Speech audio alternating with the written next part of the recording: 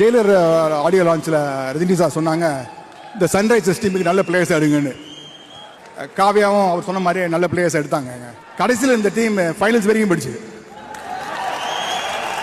அது மட்டும் இல்லைங்க, ஐஎஸ் ஸ்கோர், ஃபாஸ்டஸ்ட் ஸ்கோர்னு சார் மாதிரி எல்லா ரெக்கார்டையும் வச்சுச்சு.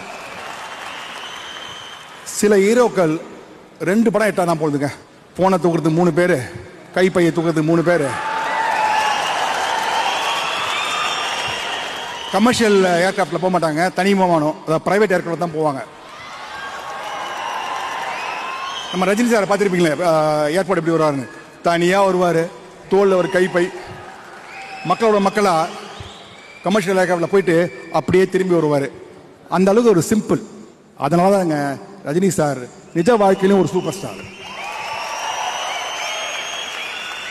இப்போ அவர் ஃபோன் பண்ணாங்க, இந்தியா இருக்கிற எந்த சிஎம் அவர் ஃபோன் எடுப்பாங்க?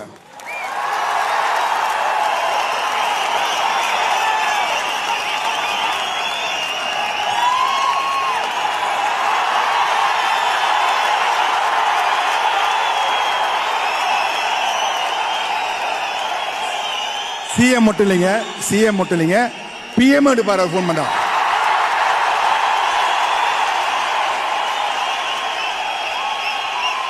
நம்ம நாட்டு பிஎம் மட்டும் இல்லைங்க, வெளிநாட்டு பிஎம்மும்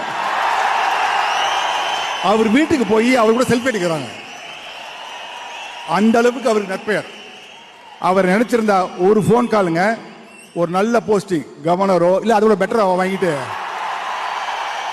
ஃப்ரண்ட்ல 2 எஸ்கார்ட், பேக்ல 2 எஸ்கார்ட்னு ஜாலியா இருக்கலாம். ஆனா பண்ணாரா? பண்ணல. 75 வயசுல உழைச்சிட்டு இருக்காருங்க.